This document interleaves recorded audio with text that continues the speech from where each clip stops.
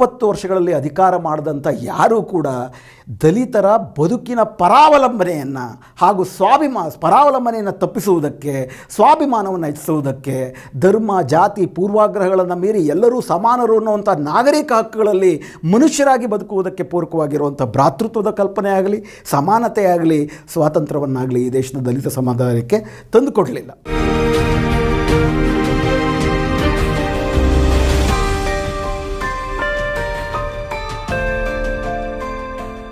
ನಮಸ್ಕಾರ ವೀಕ್ಷಕರೇ, ಸಮಕಾಲೀನದ ಈ 92ನೇ ಕಂತಿಗೆ ನಿಮಗೆ ಸ್ವಾಗತ. ನಾವು ಈ ದೇಶದ ಸ್ವಾತಂತ್ರ್ಯದ ಬಗ್ಗೆ ಮತ್ತು ಸ್ವಾತಂತ್ರ್ಯ ಹೋರಾಟದ ಬಗ್ಗೆ ಮಾತನಾಡಬೇಕಾದ್ರೆ ಸಾಮಾನ್ಯವಾಗಿ ಸ್ವಾತಂತ್ರ್ಯ ಅಂತಂದರೆ ಬ್ರಿಟಿಷರ ಪಾರತಂತ್ರ್ಯದಲ್ಲಿ ನಾವಿದ್ವಿ, ಅವರ ದಾಸ್ಯದಲ್ಲಿ ಇದ್ವಿ. 250 ವರ್ಷಗಳ ಕಾಲ ಸತತವಾಗಿ ಅವರ ವಿರುದ್ಧ ಹೋರಾಟ ಮಾಡಿ ನಾವು ಸ್ವಾತಂತ್ರ್ಯವನ್ನು ಪಡೆದ್ವಿ. ಸೊ ಭಾರತದ ಆ ಸ್ವಾತಂತ್ರ್ಯದ ಅರ್ಥದಲ್ಲಿ ಪ್ರಥಮ ಸ್ವಾತಂತ್ರ್ಯ ಹೋರಾಟ ಭಾರತದಲ್ಲಿ ನಡೆದದ್ದು 1857ರಲ್ಲಿ. ಭಾರತದ ಪ್ರಥಮ ಸ್ವಾತಂತ್ರ್ಯ ಹೋರಾಟ ಅಂತ ಸಾಮಾನ್ಯವಾಗಿ ನಾವೆಲ್ಲರೂ ಕೂಡ ಪರಿಗಣಿಸ್ತೀವಿ. ಆದರೆ ಸ್ವಾತಂತ್ರ್ಯ ಅಂತಂದ್ರೇನು, ಒಂದು ದೇಶದ ರೀತಿ ಒಬ್ಬ ವ್ಯಕ್ತಿಗೂ ಕೂಡ ಒಬ್ಬ ವ್ಯಕ್ತಿಯನ್ನು ಮನುಷ್ಯ ಅಂತ ಗುರುತಿಸದೇ ಇರೋದು, ಅವನನ್ನು ನಾಗರಿಕ ಅಂತ ಗುರುತಿಸದೇ ಇರೋದು, ಆತನನ್ನು ಪ್ರಾಣಿಗಿಂತಲೂ ಕೀಳಾಗಿ ಆತನನ್ನು ಪರಿಗಣಿಸುವಂಥದ್ದು, ಆ ಕುಟುಂಬವನ್ನು, ಆ ವ್ಯಕ್ತಿಯನ್ನು, ಹೆಂಗಸು ಗಂಡಸನ್ನು ಪರಿಗಣಿಸುವಂಥದ್ದು, ಹಾಗೂ ಶತಮಾನದುದ್ದಕ್ಕೂ ಕೂಡ ಅವ್ರಿಗೆ ಎಲ್ಲ ಹಕ್ಕುಗಳನ್ನು ನಿರಾಕರಿಸುವಂಥದ್ದು. ಒಟ್ಟಿನಲ್ಲಿ ಸ್ವಾತಂತ್ರ್ಯದ ನಿರಾಕರಣೆ ಬೇರೆ ರೀತಿಯಲ್ಲೂ ಇರಲಿಕ್ಕೆ ಸಾಧ್ಯ ಅಲ್ವಲ್ಲ. ಬರೀ ಬ್ರಿಟಿಷರು ಬಂದಾಗ ಮಾತ್ರನೇ ಈ ದೇಶದ ಜನರಿಗೆ ಒಂದು ದೇಶವಾಗಿ ನಾವು ಸ್ವಾತಂತ್ರ್ಯವನ್ನು ಕಳ್ಕೊಂಡ್ರೂ ಕೂಡ ಈ ದೇಶದ ದಮನಿತ ಜನಾಂಗ, ದಲಿತ ಜನಾಂಗ, ಶೋಷಿತರು, ಶೂದ್ರರು ಈ ದೇಶದ ಜಾತಿ ವ್ಯವಸ್ಥೆಯ ಕಾರಣಕ್ಕಾಗಿ ಸಹಸ್ರಾರು ವರ್ಷಗಳಿಂದಲೂ ಕೂಡ ದಾಸ್ಯದಲ್ಲೇ ಇದ್ದಾರೆ ಅನ್ನುವುದು ಕೂಡ ಒಂದು ಈ ದೇಶದ ಪ್ರಧಾನವಾದಂಥ ಆಲೋಚನೆಯಾಗಿದೆ. ಹೀಗಾಗಿ ಈ ಸ್ವಾತಂತ್ರ್ಯ ಅಂದರೆ ನಾಗರಿಕ ಸ್ವಾತಂತ್ರ್ಯವನ್ನು ಪಡೆದುಕೊಳ್ಳುವುದು, ವ್ಯಕ್ತಿ ಸ್ವಾತಂತ್ರ್ಯವನ್ನು ಪಡೆದುಕೊಳ್ಳುವುದು ಕೂಡ ಸ್ವಾತಂತ್ರ್ಯ ಹೋರಾಟದ ಭಾಗವೇ ಅಂತ ನಾವು ಅರ್ಥ ಮಾಡ್ಕೊಳ್ಳೋದಾದರೆ, ನಮ್ಮ ದೇಶದಲ್ಲಿ ದಾಸ್ಯ ಅನ್ನೋದು ಎರಡು ರೀತಿಯಲ್ಲಿದೆ. ಒಂದು ಬಾಹ್ಯದಿಂದ ವಸಾಹತುಶಾಹಿಗಳು, ಬ್ರಿಟಿಷ್ ವಸಾಹತುಶಾಹಿಗಳು ನಮ್ಮ ಮೇಲೆ ಹೇರಿದ ದಾಸ್ಯ, ಹಾಗೂ ಈ ದೇಶದಲ್ಲೇ ಈ ದೇಶದ ಮನುವಾದಿಗಳು, ಬ್ರಾಹ್ಮಣಶಾಹಿ ವ್ಯವಸ್ಥೆ ಈ ದೇಶದ ಬಹುಸಂಖ್ಯಾತರ ಮೇಲೆ 90%ಕ್ಕೂ ಹೆಚ್ಚು ಜನರ ಮೇಲೆ ಮತ್ತು ಬ್ರಾಹ್ಮಣರ ಜನಾಂಗದ ಒಳಗಡೆನೇ ಇರೋ ಮಹಿಳೆಯರ ಮೇಲೂ ಕೂಡ ಏನು ದಾಸ್ಯವನ್ನು ಹೇರಿತ್ತು ಅದನ್ನು ಕೂಡ ದಾಸ್ಯ ಅಂತಲೇ ಪರಿಗಣಿಸಬೇಕಾಗುತ್ತೆ. ಇದರ ವಿರುದ್ಧ ನಡೆದ ಎಲ್ಲ ಹೋರಾಟಗಳು ಕೂಡ ಸ್ವಾತಂತ್ರ್ಯ ಹೋರಾಟದ ಭಾಗವೇ ಅಂತಲೇ ಪರಿಗಣಿಸಬೇಕಾಗುತ್ತೆ. ಅದಕ್ಕೆ ಅಂಬೇಡ್ಕರ್ ಅವರು ಈ ದೇಶದಲ್ಲಿ ಎರಡು ಬಗೆಯ ವಸಾಹತುಶಾಹಿಗಳ ವಿರುದ್ಧ ಹೋರಾಟ ನಡೆಯುತ್ತೆ. ಒಂದು ಬಾಹ್ಯ ವಸಾಹತುಶಾಹಿ ಬ್ರಿಟಿಷರು, ಎರಡನೇದು ಆಂತರಿಕ ವಸಾಹತುಶಾಹಿ ಈ ಜಾತಿ ವ್ಯವಸ್ಥೆ, ಮನುವಾದಿ ವ್ಯವಸ್ಥೆ, ಬ್ರಾಹ್ಮಣಶಾಹಿ ವ್ಯವಸ್ಥೆ ಅಂತೇಳಿ. ಅಂತಹ ಒಂದು ಹೋರಾಟದ ಇತಿಹಾಸವನ್ನು ಕಟ್ಟಿಕೊಳ್ಳುವಂಥದ್ದಲ್ಲಿ 1818 ಜನವರಿ 1ನೇ ತಾರೀಕು ನಡೆದಂಥ ಒಂದು ಹೋರಾಟವನ್ನು ಈ ದೇಶದ ದಮನಿತರು, ದಲಿತರು, ಶೋಷಿತರು ಈ ದೇಶದ ವ್ಯಕ್ತಿ ಸ್ವಾತಂತ್ರ್ಯಕ್ಕಾಗಿ ಮತ್ತು ಈ ದೇಶದ ದಮನಿತರ ಆಂತರಿಕ ವಸಾಹತುಶಾಹಿ ವಿರುದ್ಧದ ಹೋರಾಟದ ಭಾಗವಾಗಿ ಕೂಡ ಪರಿಗಣಿಸ್ತಾರೆ. ಅದನ್ನೇ ಭೀಮಾ ಕೊರೆಗಾಂವ್ ಹೋರಾಟ ಅಂತ ಪರಿಗಣಿಸಲಾಗುತ್ತೆ. ಭೀಮಾ ಕೊರೆಗಾಂವ್ ಹೋರಾಟ ನೋಡೋದಾದರೆ ಅದು ನಡೆದದ್ದು ಬ್ರಿಟಿಷ್ ವಸಾಹತುಶಾಹಿಗಳು ಹಾಗೂ ಬ್ರಾಹ್ಮಣಶಾಹಿಯ ಸಾಂದ್ರ ರೂಪವಾಗಿದ್ದಂಥ ಪೇಶ್ವೆಗಳ ವಿರುದ್ಧ. 2ನೇ ಬಾಜಿರಾಯ ಆಗ ಪೇಶ್ವೆಗಳ ರಾಜನಾಗಿದ್ದ, ಪೇಶ್ವೆಗಳ ಪ್ರತಿನಿಧಿಯಾಗಿದ್ದ. ಪೇಶ್ವೆಗಳು ಬ್ರಾಹ್ಮಣ ರಾಜರಾಗಿದ್ದರು. ಹಾಗೂ ನೀವು ಈಗಾಗಲೇ ಮಹಾನಾಯಕ ಧಾರಾವಾಹಿನಲ್ಲಿ ಈ ಕರ್ನಾಟಕದ ಜನರೆಲ್ಲರೂ ಕೂಡ ನೋಡಿರ್ತೀರಿ. ಆ ಕಾಲಘಟ್ಟದಲ್ಲಿ ಮಹಾರಾಷ್ಟ್ರದಲ್ಲಿ ವಿಶೇಷವಾಗಿ ದಲಿತರನ್ನು ಪ್ರಾಣಿಗಳಿಗಿಂತಲೂ ನಾಯಿಗಳಿಗಿಂತಲೂ ಕೀಳಾಗಿ ನಡೆಸ್ಕೊಳ್ಳುವಂಥ ಒಂದು ಸಾಮಾಜಿಕ ವ್ಯವಸ್ಥೆಗೆ ಪೇಶ್ವೆಶಾಹಿಗಳು ಸಂಪೂರ್ಣವಾಗಿ ಕುಮ್ಮಕ್ಕು ಕೊಡ್ತಿದ್ದರು.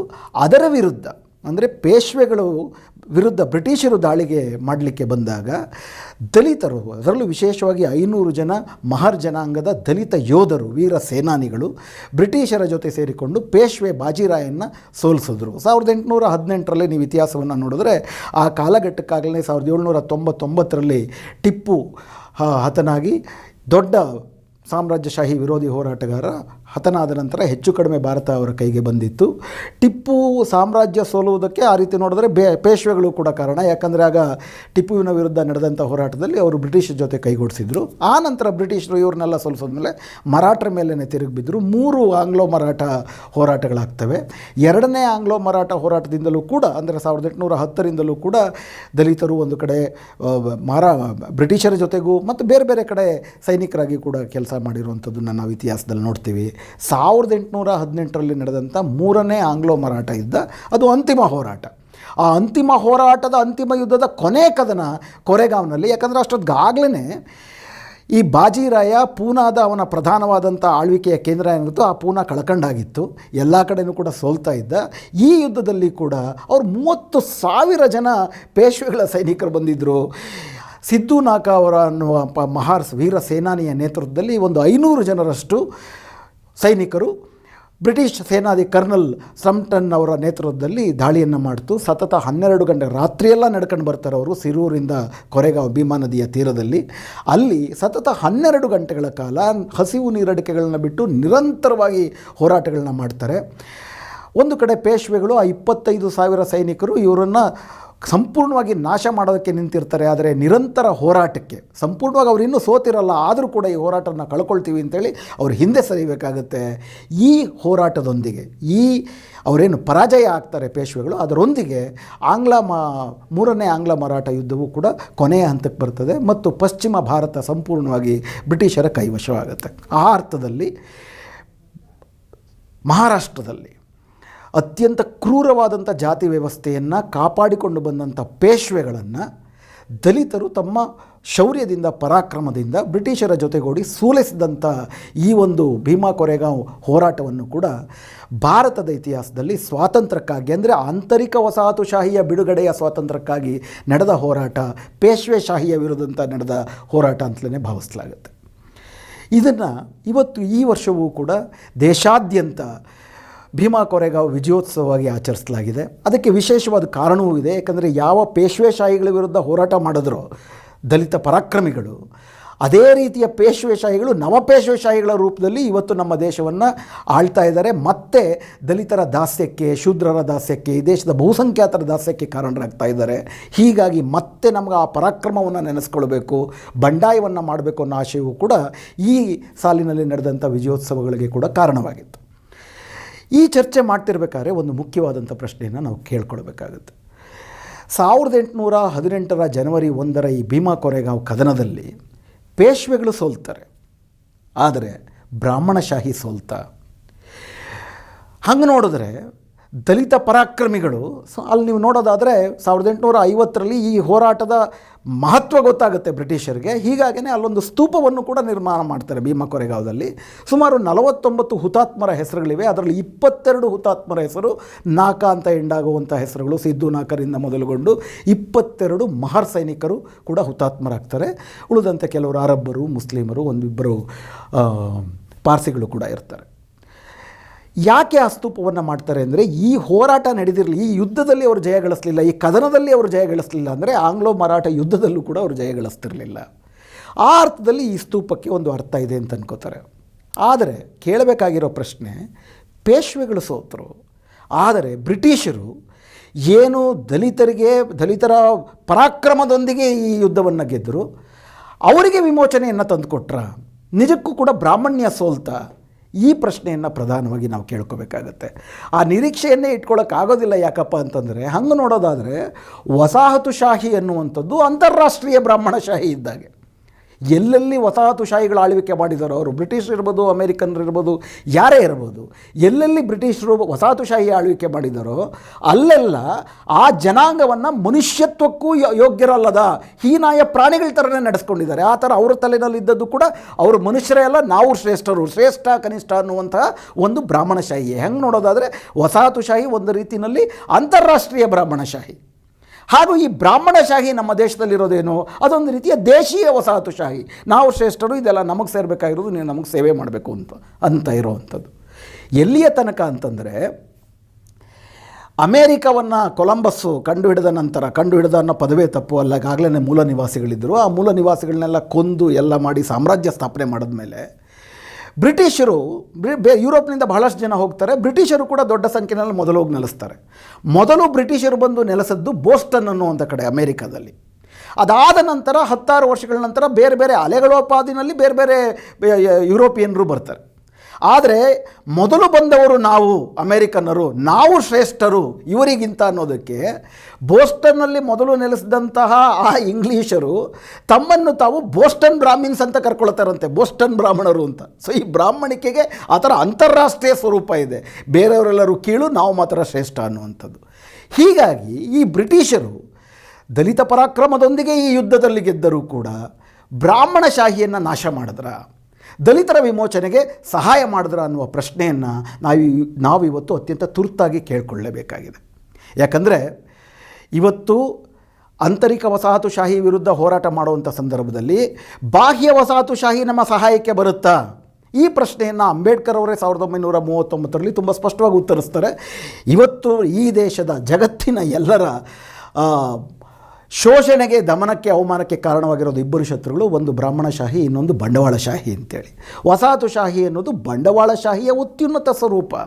ಹೀಗಾಗಿ ಅವರು ಬ್ರಾಹ್ಮಣಶಾಹಿ ಅನ್ನೋದು ಈ ದೇಶದ ಸಮಾಜದಲ್ಲಿ ಮೇಲು ಕೀಳನ್ನು ಕಾಪಾಡ್ಕೊಂಡಿರೋದು. ಆ ಮೇಲು ಕೀಳು ಅನ್ನೋದು ಬಂಡವಾಳಶಾಹಿಗೂ ಕೂಡ ಬೇಕಾಗುತ್ತೆ. ಆದ್ದರಿಂದ ಇವರು ಅದನ್ನು ನಾಶ ಮಾಡ್ತಾರಾ ಅನ್ನೋ ಪ್ರಶ್ನೆಯನ್ನು ಕೇಳ್ಕೋಬೇಕಾಗಿರೋದು ತುಂಬ ಮುಖ್ಯ ಆಗ್ತದೆ. ಇದಕ್ಕೆ ಅಂಬೇಡ್ಕರ್ ಅವರೇ ತುಂಬ ಚೆನ್ನಾಗಿ ಇದಕ್ಕೆ ಉತ್ತರವನ್ನು ಕೊಟ್ಟಿದ್ದಾರೆ. ಬಾಬಾ ಸಾಹೇಬ್ ಅಂಬೇಡ್ಕರ್ ಅವರು 1932ರಲ್ಲಿ ದುಂಡು ಮೇಜಿನ ಪರಿಷತ್ತಿನಲ್ಲಿ ದಲಿತರ ಪ್ರತಿನಿಧಿಯಾಗಿ ಹೋಗಿ ದಲಿತರಿಗೂ ಕೂಡ ಪ್ರತ್ಯೇಕವಾದಂಥ ಒಂದು ಗುರುತು ಸ್ಥಾನಮಾನ ಬೇಕು ಅಂತ ಚರ್ಚೆ ಮಾಡಲಿಕ್ಕೆ ಹೋಗಿದ್ದಂಥ ಸಂದರ್ಭದಲ್ಲಿ ಬ್ರಿಟಿಷರಿಂದ ನಮಗೆ ನಿಜಕ್ಕೂ ಕೂಡ ದಲಿತರಿಗೆ ಅನುಕೂಲ ಆಗಿದೆಯಾ ಅನ್ನೋ ಪ್ರಶ್ನೆಯನ್ನು ಎತ್ಕೊಂಡೊಂದು ದೀರ್ಘ ಪ್ರಬಂಧವನ್ನು ಬರೀತಾರೆ. ಅನ್ಟಚಬಲ್ಸ್ ಅಂಡ್ ಪ್ಯಾಕ್ಸ್ ಬ್ರಿಟಾನಿಕಾ ಅಂತೇಳಿ. ಅಂದರೆ ಬ್ರಿಟಿಷ್ ಸಾಮ್ರಾಜ್ಯದ ಕೆಳಗಡೆ ಅಸ್ಪೃಶ್ಯರ ಬದುಕು ಹೇಗಿತ್ತು, ಏನಾದರೂ ಉದ್ಧಾರ ಆಯಿತಾ ಅನ್ನೋ ಪ್ರಶ್ನೆಯನ್ನು ಇಟ್ಕೊಂಡು ಅವರು ಸುದೀರ್ಘ ಪ್ರಬಂಧವನ್ನು ಬರೀತಾರೆ. ಸಾಕಷ್ಟು ಅಂಕಿಅಂಶಗಳನ್ನು ಅಧ್ಯಯನಪೂರ್ಣವಾದಂಥ ಪ್ರಬಂಧ ಅದು. ಅದನ್ನು ದಯವಿಟ್ಟು ನಾವೆಲ್ಲರೂ ಕೂಡ ಗಮನಿಸಬೇಕು. ಇವತ್ತಿನ ಕಾಲಘಟ್ಟದಲ್ಲಿ ತುಂಬ ಅಗತ್ಯ ಅಂತ ನನಗನ್ಸುತ್ತೆ. ಅದರಲ್ಲಿ ಅವರು ಬ್ರಿಟಿಷರಿಂದ ಅನ್ಟಚಬಲ್ಸ್, ಈ ದೇಶದ ಅಸ್ಪೃಶ್ಯರಿಗೆ ಏನು ದಕ್ಕಿದೆ ಅನ್ನೋ ಪ್ರಶ್ನೆಯನ್ನು ಕೇಳಬೇಕಾದ್ರೆ ನಾನು ವಿಸ್ತಾರವಾಗಿ ಹೇಳಲ್ಲ, ಕೇವಲ 3 ಪ್ರಶ್ನೆಗಳನ್ನು ಇಟ್ಕೊಂಡು ನಾನು ವಿಷಯ ಚರ್ಚೆ ಮಾಡ್ತೀನಿ.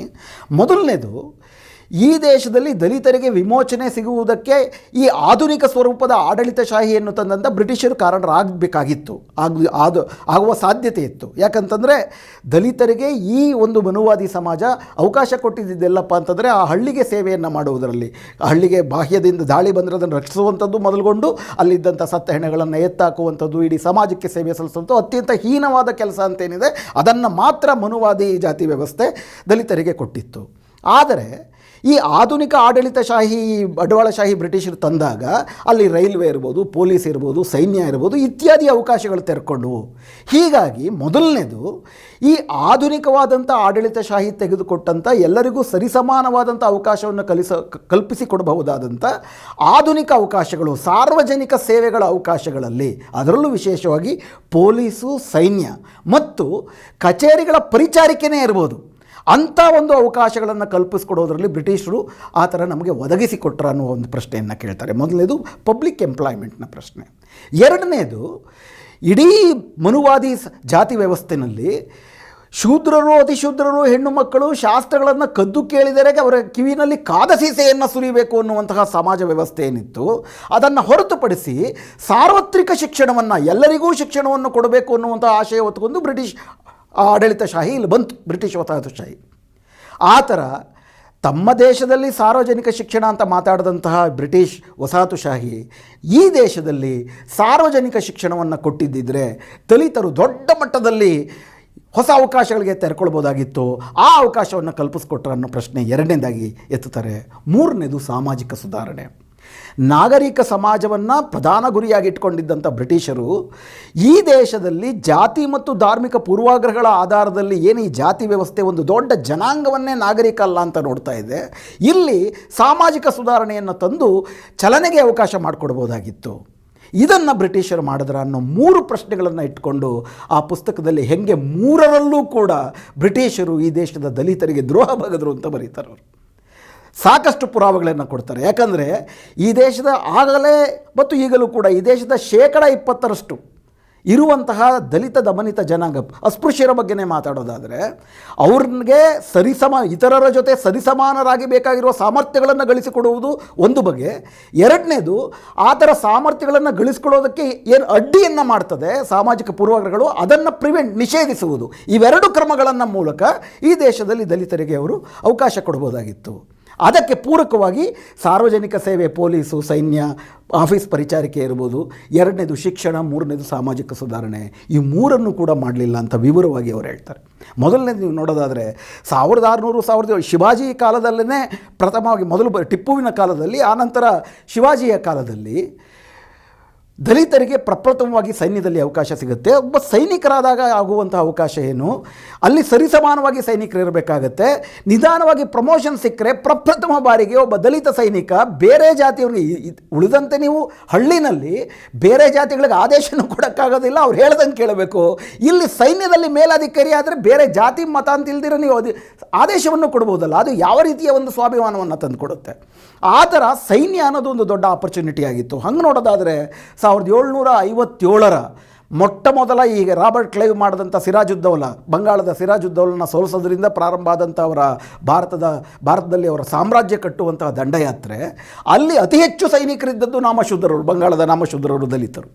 ಮದ್ರಾಸಿನ ಪ್ರಾಂತ್ಯದಲ್ಲಿ ಪರಯ್ಯಗಳು, ಹಾಗೂ ಇಲ್ಲಿ ಮಹಾರಾಷ್ಟ್ರದ ಪ್ರಾಂತ್ಯದಲ್ಲಿ ಬಾಂಬೆ ಪ್ರೆಸಿಡೆನ್ಸಿನಲ್ಲಿ ಅತಿ ಹೆಚ್ಚು ಇದ್ದದ್ದು ಮಹಾರ್ಗಳು. ಆ ನಂತರನೂ ಕೂಡ 1818 ಯುದ್ಧದ ಬಗ್ಗೆ ನಾವು ಮಾತಾಡಿದ್ವಿ. ಅದಾದ ನಂತರನೂ ಕೂಡ ಅಫ್ಘಾನಿಸ್ತಾನದ ಯುದ್ಧದಲ್ಲಿರ್ಬೋದು, ನೇಪಾಳ ನಡೆದಂಥ ಯುದ್ಧ ಇರ್ಬೋದು, 1857ರಲ್ಲಿ ಭಾರತದ ಸ್ವಾತಂತ್ರ್ಯ ಸಂಗ್ರಾಮದಲ್ಲಿ ಬ್ರಿಟಿಷರಿಂದ ಸೈನ್ಯ ಬರೋದಿಲ್ಲ ಇಲ್ಲಿ ದಮನ ಮಾಡೋದಕ್ಕೆ. ಈ ಸೈನ್ಯವೇ ಅವರ ಸಾಮ್ರಾಜ್ಯವನ್ನು ಉಳಿಸ್ಕೊಳ್ಳೋದಕ್ಕೂ ಕೂಡ ಸಹಾಯ ಮಾಡುತ್ತೆ. ಆ ನಂತರವೂ ಕೂಡ ಬ್ರಿಟಿಷರು ಇಡೀ ಸಾಮ್ರಾಜ್ಯ ಏನು ವಿಸ್ತರಣೆ ಇತ್ತು ಈ ಭೂಭಾಗದಲ್ಲಿ, ಅದಕ್ಕೆ ಉದ್ದಕ್ಕೂ ಕೂಡ ದಲಿತರ ಪರಾಕ್ರಮವೇ ಅದರ ಆಧಾರ ಅವರ ವಿಸ್ತರಣೆಗೆ. ಆದರೂ ಕೂಡ ಇವರು ಏನು ಮಾಡ್ತಾರೆ, 1893ರಲ್ಲಿ ಬ್ರಿಟಿಷರು ಯಾವ ಕಾರಣಕ್ಕೂ ಮಹಾರ್ ಜನಾಂಗಕ್ಕೆ ಸೈನ್ಯದಲ್ಲಿ ಅವಕಾಶ ಕೊಡಲ್ಲ ಅಂತ ಆಗಿದ್ದಂಥ ಮಹಾರ್ ಸೈನಿಕರನ್ನು ಕೂಡ ಕಿತ್ತಾಕ್ಬಿಡ್ತಾರೆ. ಅದಕ್ಕಿದ್ದಂಥ ಕಾರಣ ಏನಪ್ಪ ಅಂತಂದರೆ, ಇನ್ನು ಮುಂದೆ ಬ್ರಿಟಿಷ್ ಸೈನ್ಯದಲ್ಲಿ ಕೇವಲ ಮಾರ್ಷಲ್ ರೇಸ್ ಅಂದರೆ ಸೈನಿಕ ಪರಾಕ್ರಮವನ್ನು ಹೊಂದಿರುವಂತಹ ಒಂದು ಜಾತಿ ಜನಾಂಗಗಳನ್ನು ಮಾತ್ರ ನಾವು ಸೇರಿಸ್ಕೋತೀವಿ. ಅವರ ಪ್ರಕಾರ ಗೂರ್ಖಾಗಳು, ರಜಪೂತರು ಇತ್ಯಾದಿಗಳು. ಆದರೆ ಉದ್ದಕ್ಕೂ ಕೂಡ ಇತಿಹಾಸದಲ್ಲಿ ಅಂಬೇಡ್ಕರ್ ಅವರ ನಂತರ ಬರೀತಾರದಲ್ಲ, ಉದ್ದಕ್ಕೂ ಕೂಡ ನೀವು ನೋಡಿದ್ರೆ ದಲಿತ ಪರಾಕ್ರಮವೇ ಬ್ರಿಟಿಷ್ ಸಾಮ್ರಾಜ್ಯದ ಅಸ್ಥಿವಾರ.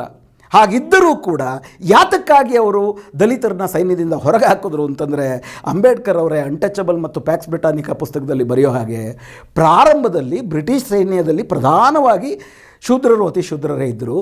1857 ನಂತರ ಇಡೀ ದೇಶ ಅವರ ಕೈಗಳಿಗೆ ಬಂದಾದ ಮೇಲೆ ಬೇರೆ ಬೇರೆ ರಾಜರ ಸವರ್ಣೀಯ ಸಮಾಜದ ಸೈನಿಕರು, ಅವರ ಸೇನೆಯೂ ಇವ್ರ ಜೊತೆ ಸೇರ್ಕೊಳ್ಳೋಕ್ಕೆ ಶುರುವಾದಾಗ ಸವರ್ಣೀಯ ಸಮಾಜ ಈ ಅಸ್ಪೃಶ್ಯ ಸಮಾಜದ ಸದಸ್ಯರನ್ನು ತಮ್ಮ ಜೊತೆ ಸರಿಸಮಾನವಾಗಿ ಇಟ್ಕೊಳ್ಳೋದ್ರ ಬಗ್ಗೆ ಅಪಾರ ಅಸಹನೆ ಮತ್ತು ಅಸಮಾಧಾನವನ್ನು ವ್ಯಕ್ತಪಡಿಸೋಕ್ಕೆ ಶುರು ಮಾಡಿದ್ರು. ಬ್ರಿಟಿಷರು ಏನು ಮಾಡಬೇಕಾಗಿತ್ತು, ತಮ್ಮ ಮೇಲೆ ಇಡೀ ಜಗತ್ತಿಗೆ ನಾಗರಿಕತೆ ಬೋಧಿಸುವ ಹೊಣೆ ಇದೆ ಅಂತ ಹೇಳುವಂಥ ಈ ಬ್ರಿಟಿಷ್ ಏನು ಮಾಡಿದ್ರು, ಬ್ರಾಹ್ಮಣ್ಯ ಜೊತೆ ರಾಜಿ ಆದರು. 1893ರಲ್ಲಿ ಯಾವ ಒಂದು ಸೈನ್ಯದ ಸೇವೆ, ಪೊಲೀಸ್ ಸೇವೆ ಇತ್ಯಾದಿಗಳು ಪ್ರಪ್ರಥಮ ಬಾರಿಗೆ ದಲಿತರಿಗೆ ಹಳ್ಳಿಯ ಗ್ರಾಮಕೂಪದ ಊಳಿಗಮಾನ್ಯ ವ್ಯವಸ್ಥೆಯಿಂದ ವಿಮೋಚನೆಯಾಗುವಂಥ ಅವಕಾಶವನ್ನು ಕಲ್ಪಿಸ್ಕೊಟ್ಟಿತ್ತೋ ಅದಕ್ಕೆ ಸಂಪೂರ್ಣವಾಗಿ ಬಾಗಿಲಾಕ್ಬಿಟ್ರು. ಮತ್ತು ಮತ್ತೆ ಅವರು ಅದೇ ಬಗೆಯ ಊಳಿಗಮಾನ್ಯದ ಕೂಪಕ್ಕೆ ಹೋಗಿ ಅಸ್ಪೃಶ್ಯತೆಯ ಆ ಒಂದು ಅವಮಾನಗಳನ್ನ ಎದುರಿಸುವಂಥ ಒಂದು ಸ್ಥಿತಿಗೆ ದೂಡಿದ್ರು. ಅದೇ ರೀತಿ ಪೊಲೀಸ್ ಸೇವೆ, ಅದೇ ರೀತಿ ಆಫೀಸ್ ಪರಿಚಾರಕೇನೂ ಕೂಡ ಏನು ನೀವು ಹೋಗಿ ಮುಟ್ಟಬೇಕಲ್ಲ, ಸೇನಾಧಿಕಾರಿನ ಹೋಗಿ ಮುಟ್ಟಬೇಕಲ್ಲ, ಬೇರೆ ಯಾವುದೋ ಈ ಸವರ್ಣೀಯ ಸಮಾಜದವ್ರು ಮುಟ್ಟಬೇಕಲ್ಲ, ಮುಟ್ಟುವುದಕ್ಕೂ ಅಸಹಿಸಿಕೊಳ್ಳುವಂತಹ ಈ ಬ್ರಾಹ್ಮಣೀಯ ವ್ಯವಸ್ಥೆಯನ್ನು ಬ್ರಿಟಿಷರು ದಲಿತ ಪರಾಕ್ರಮದಿಂದ ಸಾಮ್ರಾಜ್ಯವನ್ನು ಸ್ಥಾಪಿಸಿದ್ರು ಕೂಡ ಪೋಷಿಸಿದ್ರು, ಅದ್ರ ಜೊತೆ ರಾಜಿಯಾದರು. ಎರಡನೇದು ಶಿಕ್ಷಣ. 1893 ನಂತರ 1920ರಲ್ಲಿ 1914ರಲ್ಲಿ ಪ್ರಥಮ ಮಹಾಯುದ್ಧ ಪ್ರಾರಂಭ ಆದಾಗ ಬ್ರಿಟಿಷ್ ಸೈನಿಕರಿಗೆ ಸಂಖ್ಯೆ ಕಡಿಮೆ ಆಗಿಬಿಡುತ್ತೆ, ಜನರು ಕಮ್ಮಿ ಇದ್ದಾರೆ ಅನ್ನೋ ಕಾರಣಕ್ಕೆ ಮತ್ತೆ ಓಪನ್ ಮಾಡ್ತಾರೆ ಮಹಾರಗಳನ್ನ ಸೇರಿಸ್ಕೊಳ್ಳೋದು. 1920 ಮತ್ತೆ ರದ್ದು ಮಾಡ್ತಾರೆ, ಮಹಾರಗಳ ಸೈನ್ಯಕ್ಕೆ ಬರಬಾರ್ದು ಅಂತೇಳಿ. 1946ರಲ್ಲಿ ಮತ್ತೆ ಮಹಾರ್ ರೆಜಿಮೆಂಟ್, ಎರಡನೇ ಮಹಾಯುದ್ಧದಲ್ಲಿ ಮತ್ತೆ ಸೇರಿಸ್ಕೋತಾರೆ. 1946ರಲ್ಲಿ ಮಹಾರ್ ರೆಜಿಮೆಂಟ್ ಒಂದು ಸ್ಥಾಪನೆ ಆಗುತ್ತೆ. ಅಂದರೆ ಉದ್ದಕ್ಕೂ ಕೂಡ ಬ್ರಿಟಿಷ್ ವಸಾಹತುಶಾಹಿಗಳು ಈ ದೇಶದ ಬ್ರಾಹ್ಮಣಶಾಹಿಗಳ ಥರನೇ ದಲಿತರನ್ನು ಬಳಸಿಕೊಂಡು ಬಿಸಾಕಿ ಬ್ರಾಹ್ಮಣ್ಯ ಜೊತೆ ರಾಜಿ ಮಾಡ್ಕೊಂಡು ಬೆಳೆದಿರೋದನ್ನು ಸೈನ್ಯದ ವಿಷಯದಲ್ಲಿ ಸ್ಪಷ್ಟಪಡಿಸ್ತಾರೆ. ಎರಡನೇದು ಶಿಕ್ಷಣದ ಬಂದಾಗಲೂ ಕೂಡ 1855ರಿಂದಲೂ ಕೂಡ ಅವರ ಶಿಕ್ಷಣ ವ್ಯವಸ್ಥೆಯ ಅವರು ಕಮಿಷನ್ಗಳಿರ್ತವೆ. ಆ ಎಲ್ಲ ಕಮಿಷನ್ಗಳಲ್ಲಿ ಸ್ಪಷ್ಟವಾಗಿ ಬ್ರಿಟಿಷರು ಏನು ಬರ್ಕೊಂಡ್ರು ಅಂತ ಪುಸ್ತಕದಲ್ಲಿ ಅಂಬೇಡ್ಕರ್ ಅವರು ಹೇಳ್ತಾರೆ, ಈ ದೇಶದಲ್ಲಿ ಸಾರ್ವತ್ರಿಕ ಶಿಕ್ಷಣವನ್ನು ನಾವು ಕೊಡುವುದಕ್ಕೆ ಕಷ್ಟವಾಗುತ್ತೆ. ಈ ದೇಶದಲ್ಲಿ ಯಾಕಂದರೆ ತುಂಬ ಜನ ಇದ್ದಾರೆ, ಬ್ರಿಟಿಷರು ಆಗಿನ ಜನಸಂಖ್ಯೆ 14 ಕೋಟಿ ಜನ, ಸುಮಾರು ಒಂದು 9 ಲಕ್ಷಕ್ಕೂ ಹೆಚ್ಚು ಜನರಿಗೆ ನಾವು ಶಾಲೆಗಳನ್ನು ಬರೀ ಮಹಾರಾಷ್ಟ್ರದ ಪ್ರಾಂತ್ಯದಲ್ಲಿ ತೆಗಿಬೇಕು ಅಂತಂದರೆ ಸಿಕ್ಕಾಪಟ್ಟೆ ಖರ್ಚಾಗುತ್ತೆ.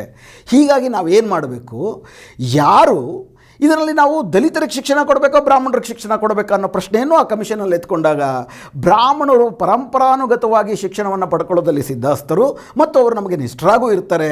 ಬ್ರಾಹ್ಮಣರು ಶಿಕ್ಷಣವನ್ನು ಪಡ್ಕೊಂಡ್ರೆ ಇಡೀ ಸಮಾಜ ಒಪ್ಕೊಳ್ಳುತ್ತೆ ಕೂಡ. ಆದರೆ ದಲಿತರಿಗೆ ಶಿಕ್ಷಣವನ್ನು ಕೊಟ್ಟರೆ ಇಡೀ ಸಮಾಜ ದಲಿತರ ಏಳಿಗೆಯನ್ನು ಸಹಿಸೋದಿಲ್ಲ. ಅದಕ್ಕೆ 100 ಕಾರಣ. ಈ ಥರ ಈ ಸಮಾಜ ಇರೋದಕ್ಕೆ ನಾವೇನು ಕಾರಣ ಅಲ್ಲ. ಆದರೆ ನಾವು ಅವ್ರಿಗೆ ಶಿಕ್ಷಣ ಕೊಟ್ಟು ನಮಗವ್ರು ಸೇವೆ ಮಾಡುವಂಥ ಪರಿಸ್ಥಿತಿಗೆ ತಂದರೂ ಕೂಡ ಇಡೀ ಸಮಾಜದ ಅಸಮಾಧಾನವನ್ನು ನಾವು ಕಟ್ಕೊಳ್ಬೇಕಾಗುತ್ತೆ. ಆದ್ದರಿಂದ ನಮ್ಮ ಮುಖ್ಯವಾದಂಥ ಒತ್ತು ಈ ದೇಶದಲ್ಲಿ ಬ್ರಾಹ್ಮಣರಿಗೆ ಮತ್ತು ಬ್ರಾಹ್ಮಣದ ಸುತ್ತಮುತ್ತಲಿನ ಸಮಾಜದವರಿಗೆ ಶಿಕ್ಷಣ ಕೊಡುವುದೇ ಆಗಿರಬೇಕು ಅಂತ 1855 1920 ಕಮಿಷನ್ಗಳು ಹೇಳ್ತವೆ. 1932ರಲ್ಲಿ ಅಂಬೇಡ್ಕರ್ ಈ ಲೇಖನ ಬರೀಬೇಕಾದ್ರೆ 1920 ಹಲವಾರು ಅಂಕಿಅಂಶಗಳನ್ನು ಕೊಡ್ತಾರೆ. ಅದರ ಪ್ರಕಾರನೇ ಪ್ರತಿ 2 ಲಕ್ಷ ಜನರಿಗೆ, ಬ್ರಾಹ್ಮಣರ ಜನಸಂಖ್ಯೆಯನ್ನು ನೀವು ನೋಡಿದ್ರೆ ಬಹಳ ಕಡಿಮೆ, 23%, ಅವತ್ತು ಇನ್ನೂ ಕಡಿಮೆ.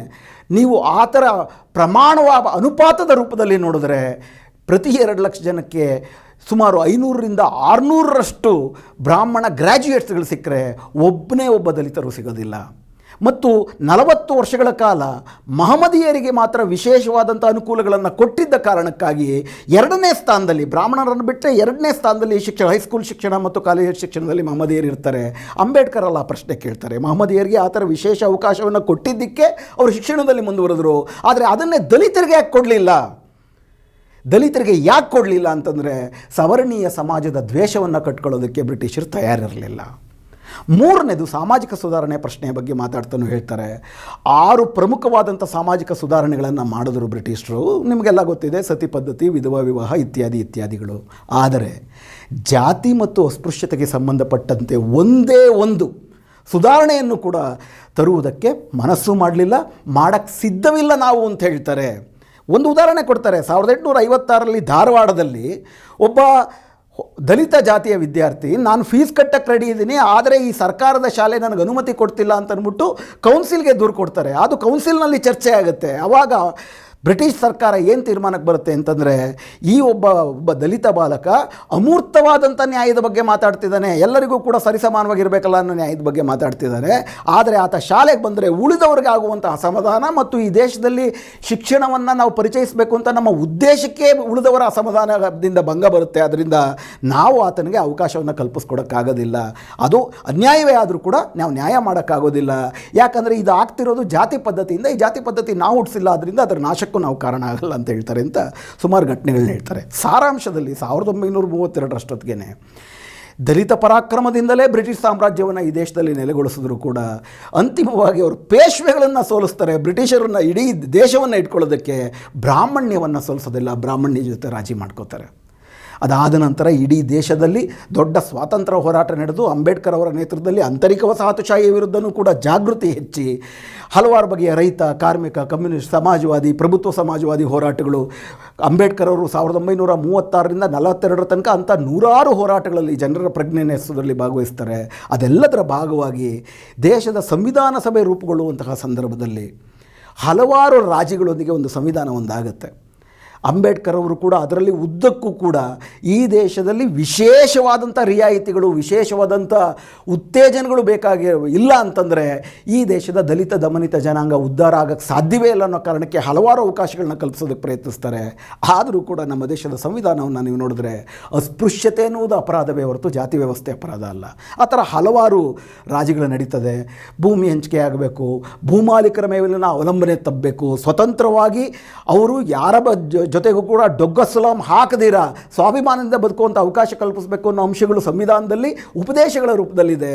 ಆದರೆ ಜಾರಿಗೆ ಬಂದರೆ ಕಳೆದ 70 ವರ್ಷದಲ್ಲಿ ನಾವು ನೋಡಿದ್ದೀವಿ, 70 ವರ್ಷಗಳಲ್ಲಿ ಅಧಿಕಾರ ಮಾಡಿದಂಥ ಯಾರೂ ಕೂಡ ದಲಿತರ ಬದುಕಿನ ಪರಾವಲಂಬನೆಯನ್ನು ಹಾಗೂ ಪರಾವಲಂಬನೆಯನ್ನು ತಪ್ಪಿಸುವುದಕ್ಕೆ, ಸ್ವಾಭಿಮಾನವನ್ನು ಹೆಚ್ಚಿಸುವುದಕ್ಕೆ, ಧರ್ಮ, ಜಾತಿ, ಪೂರ್ವಾಗ್ರಹಗಳನ್ನು ಮೀರಿ ಎಲ್ಲರೂ ಸಮಾನರು ಅನ್ನುವಂಥ ನಾಗರಿಕ ಹಕ್ಕುಗಳಲ್ಲಿ ಮನುಷ್ಯರಾಗಿ ಬದುಕುವುದಕ್ಕೆ ಪೂರಕವಾಗಿರುವಂಥ ಭ್ರಾತೃತ್ವದ ಕಲ್ಪನೆ ಆಗಲಿ, ಸಮಾನತೆ ಆಗಲಿ, ಸ್ವಾತಂತ್ರ್ಯವನ್ನಾಗಲಿ ಈ ದೇಶದ ದಲಿತ ಸಮುದಾಯಕ್ಕೆ ತಂದುಕೊಡಲಿಲ್ಲ.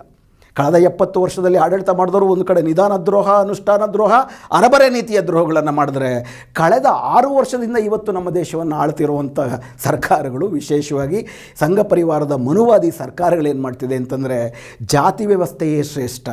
ಯಾವ ಕಾಲಘಟ್ಟದಲ್ಲಿ ಈ ದೇಶದಲ್ಲಿ ಜಾತಿ ತಾರತಮ್ಯ ತುಂಬಿ ತುಳುಕ್ತಾ ಇತ್ತೋ ಅದು ಈ ದೇಶದ ಸುವರ್ಣ ಯುಗ. 5 ಬೆರಳುಗಳು ಸಮಾನ ಇರೋದಿಲ್ಲ, ಅಸಮಾನತೆಯೇ ಇರಬೇಕು. ಯಾರ್ಯಾರು ಸಮಾನತೆ ಹೇಳ್ತಾರೆ ಅವರೆಲ್ಲ ದೇಶದ್ರೋಹಿಗಳು. ಯಾವ್ಯಾವುದು ಕಳೆದ 70 ವರ್ಷದಿಂದ ಅರೆಬರೆ ಅವಕಾಶಗಳನ್ನು ಈ ದೇಶದ ದಲಿತರ ಪರಾವಲಂಬನೆಯನ್ನು ತಪ್ಪಿಸೋದಕ್ಕೆ ಸ್ವಾಭಿಮಾನ ಕೊಡೋದು, ಶಿಕ್ಷಣ ಇರ್ಬೋದು, ಭೂಮಿ ಇರ್ಬೋದು, ರಿಸರ್ವೇಷನ್ ಇರ್ಬೋದು, ಇವುಗಳೆಲ್ಲವನ್ನು ಕೂಡ ಒಳಗಡೆಯಿಂದನೇ ಕಿತ್ತಾಕುವುದಕ್ಕೆ ನವ ನೀತಿಯಿಂದ ಸರ್ಕಾರವೇ ಇಲ್ದಂಗೆ ಮಾಡುವಂಥದ್ದು. ಮತ್ತೊಂದು ಕಡೆ ರಿಸರ್ವೇಷನ್ ಪ್ರಶ್ನೆಗೆ ಬಂದರೆ ಸಮಾಜದೊಳಗಡೆ ಅದರ ಬಗ್ಗೆ ಅನಗತ್ಯವಾದಂಥ ಅಸಮಾಧಾನವನ್ನು, ಅನಗತ್ಯವಾದಂಥ ದ್ವೇಷವನ್ನು ಹುಟ್ಟಾಕುವಂಥದ್ದು. ಮತ್ತು ದಲಿತರಿಗೆ, ದಮನಿತರಿಗೆ ಈ ಬ್ರಾಹ್ಮಣಶಾಹಿ ಆರ್ಡ್ರಲ್ಲಿ ಎಲ್ಲಿರಬೇಕೋ ಅಲ್ಲಿರಬೇಕು ಅಂತ ಕಲ್ಪಿಸ್ಕೊಡುವಂಥ ಮತ್ತು ಅದರ ವಿರುದ್ಧ ಹೋರಾಟ ಮಾಡುವಂತಹ, ಅದರ ವಿರುದ್ಧ ಏನೇನು ಸಂವಿಧಾನದಲ್ಲಿ ಅವಕಾಶಗಳಿತ್ತು ಅದೆಲ್ಲವನ್ನು ಒಂದೊಂದಾಗಿ ಕಳಚು ಹಾಕುವಂಥ, ಸಂವಿಧಾನವನ್ನೇ ಕಿತ್ತಾಕ್ಬಿಡುವಂತಹ ಒಂದು ನವಪೇಶ್ವೆಶಾಹಿ ವ್ಯವಸ್ಥೆ ಇವತ್ತು ನಮ್ಮ ದೇಶದಲ್ಲಿ ಮುಂದೆ ಬಂದಿದೆ. ಈ ನವಪೇಶ್ವೆಶಾಹಿ ಸಂಪೂರ್ಣವಾಗಿ ಕುಮ್ಮಕ್ಕಾಗಿರುವಂಥದ್ದು ಈ ದೇಶದ ಕಾರ್ಪೊರೇಟ್ ವ್ಯವಸ್ಥೆಗೆ. ಅಂದರೆ ಒಂದು ಕಡೆ ಹೊಸ ನವವಸಾಹತುಶಾಹಿ ಬಂದಿದೆ, ಮತ್ತೊಂದು ಕಡೆ ಹೊಸ ಬ್ರಾಹ್ಮಣಶಾಹಿ ವ್ಯವಸ್ಥೆ ಬಂದಿದೆ. ಅಂಬೇಡ್ಕರ್ ಅವರು 1939ರಲ್ಲಿ ಹೇಳ್ದಂಗೆ ಬ್ರಾಹ್ಮಣಶಾಹಿ ಮತ್ತು ಬಂಡವಾಳಶಾಹಿ ಇವೆರಡೂ ಬೆಸ್ಕೊಂಡಿರೋದು. ಒಂದನ್ನು ಬಿಟ್ಟು ಇನ್ನೊಂದ್ರ ವಿರುದ್ಧ ಹೋರಾಟ ಮಾಡೋಕ್ಕಾಗಲ್ಲ. ಬರೀ ಬಂಡವಾಳಶಾಹಿ ವಿರುದ್ಧ ಹೋರಾಟ ಮಾಡಿದ್ರೆ ಬ್ರಾಹ್ಮಣಶಾಹಿಗೆ ಸಂತೋಷ, ಹಂಗೆ ಮಾಡೋಕ್ಕೂ ಬರೋದಿಲ್ಲ. ಬರೀ ಬ್ರಾಹ್ಮಣಶಾಹಿ ಜಾತಿ ವ್ಯವಸ್ಥೆ ಮಾತ್ರ ಅಂತಂದರೆ ಅದು ಒಳಗಡೆಯಿಂದ ಕಾರ್ಪೊರೇಟ್ ವ್ಯವಸ್ಥೆಗೆ ಮತ್ತೆ ನಮ್ಮ ಪರಾವಲಂಬನೆ ಕಾರಣ ಆಗುವಂಥ ಒಂದು ಸಂದರ್ಭ ಇದೆ. ಇವೆರಡರಿಗೂ ಕೂಡ ಈ ನವಪೇಶ್ವೆಶಾಹಿ ಎನ್ನುವಂತಹ ನವಬ್ರಾಹ್ಮಣಶಾಹಿ ಮತ್ತು ನವವಸಾಹತುಶಾಹಿ ಇವೆರಡರ ವಿರುದ್ಧ ಹೋರಾಟ ಮಾಡಿದಾಗ ಮಾತ್ರ ಈ ದೇಶದ ನಿಜವಾದ ದಲಿತರ, ದಮನಿತರ ನಿಜವಾದ ವಿಮೋಚನೆ ಸಾಧ್ಯ. ಅದು ಮಾತ್ರ ಭೀಮಾ ಕೊರೆಗಾಂವ್ನಲ್ಲಿ ಏನು ಸಿದ್ದುನಾಕ ಒಳಗೊಂಡಂಥ ನೂರಾರು ಜನರ ಆಶಯಗಳಿತ್ತು ಅದನ್ನು ನಾವು ಈಡೇರಿಸ್ದಂಗೂ ಆಗುತ್ತೆ ಅಂತ ನನಗನ್ಸುತ್ತೆ. ತಮಗೇನು ಅನಿಸುತ್ತೆ ತಿಳಿಸಿ. ನಮಸ್ಕಾರ.